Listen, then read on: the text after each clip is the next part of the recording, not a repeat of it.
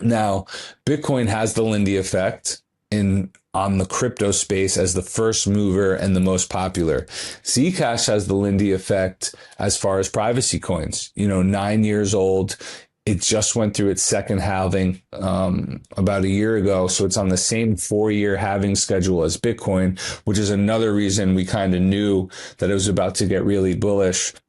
But you also have where Bitcoin is ran by charity. Bitcoin doesn't have a centralized thing. That's the good thing about it. But it also doesn't have a centralized organization. That's kind of the bad thing about it. You have like what I think is the biggest sunken cost fallacy of all time, where what's a sunken cost fallacy? It's basically when people are like pot committed. Okay. And they're betting on the beta test run. They're betting on the prototype. And it's like it's the tendency to continue this endeavor, a project, a relationship, because you've previously invested resources, time, Yeah. money, effort, even when it's clear that stopping and pivoting and going to a better option is the better choice, right? So people do sunken cost fallacies all the time. A bad job, right? They stay at a job they hate because they've spent so many years there and they have whatever. A bad movie, right? You're like, oh, eventually this might get better, or you're already you started business projects, personal relationships, and investments, right? Now, in this case, holding on to Bitcoin has been extremely lucrative. So how could you tell anybody that they're making a bad investment, if they're up 1,000%? So it's going to be a lot more, I wouldn't say more painful, but it's going to take more time to evolve. But now in live time, you're seeing people are actively swapping Bitcoin into Zcash. And Naval did that really infamous tweet now where he said Bitcoin is a hedge against fiat and Zcash is a hedge against Bitcoin. Right. So you're seeing people start to hedge their bets with what could be, the alpha.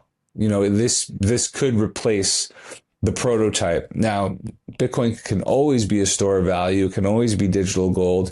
And you see that BlackRock and all these institutions are involved now. So it's going to be very hard.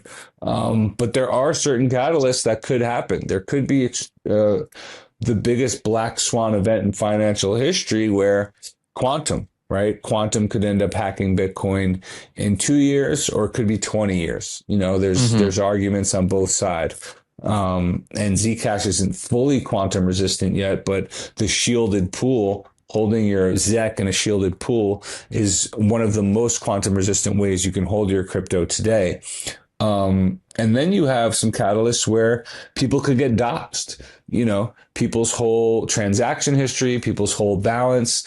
AI is getting better by the day, and Nansen, addressable, Arcom intelligence. Arcom intelligence is basically broadcasting to the entire world what most people's holdings are and what their transaction history is.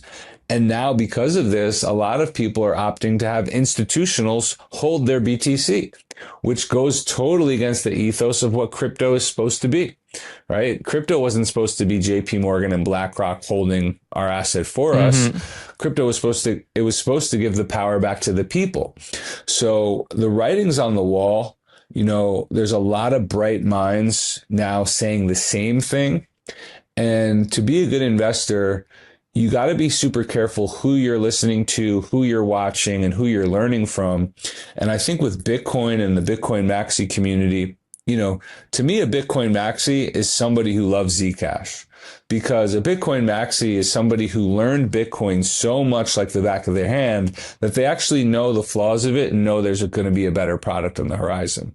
Where most Bitcoin Maxis who come on Twitter and the cheerleaders and the promoters, they're real estate investors, they're tech billionaires, they're celebrities. What do these people really know about cryptography besides being good marketers? Now, the cryptographers and the math scientists and the engineers and, these genius mathematicians, if you kind of go into the rooms they're speaking in, they have a totally different ethos and a totally different conversation of how can we make this the best thing possible and what is the best tech. So that's who I would kind of early on, I don't want to listen to the color commentator. I don't want to listen to Stephen A. Smith or Colin Cowherd. I want to go to Michael Jordan and LeBron James and see what they're working on, what their game's about, and what they think is coming next. And now, as the market evolves and heals, and people get away from these memes and NFTs, and people start shielding their wealth, they're going to realize, okay, maybe this is the future of finance, right? Yeah. And it takes a special type of mind and intelligence to admit that maybe they are in a bad relationship and should evolve into a better one, or maybe Hmm. they're in a betting on now that kind of point where I last said hits it on the head, because as of right now, they're not in a bad relationship financially, right? If they've invested in Yeah. Bitcoin, they've done pretty well. But if they've come in the past few months, Bitcoin's been hovering at 100K. So for Bitcoin to 10x, it's got to go to 1 million, right? That's a very lofty goal. And what we were saying is for Zcash to 10x, it only had to go to 500, and it actually had been there before. So I think Bitcoin can still go to 170, 160, 150,000 before it tops in this next market. But I just don't know if when it goes down after that, if it's ever going to be able to rebound and go hit that $1 million mark, because the cat's out of the bag that it is a severely flawed technology. And I don't see that cat going back in the bag. I just see more and more people talking about it. I see AI exposing it more, and I see us evolving into encryption and privacy on chain. And I think for people out there listening, if you are investing in a public ledger, if you're working on a public ledger, you got to take a serious look in the mirror and ask yourself, like, where is this thing going in 5 to 10 years? And am I wasting my money and wasting my time? Now, for the past 5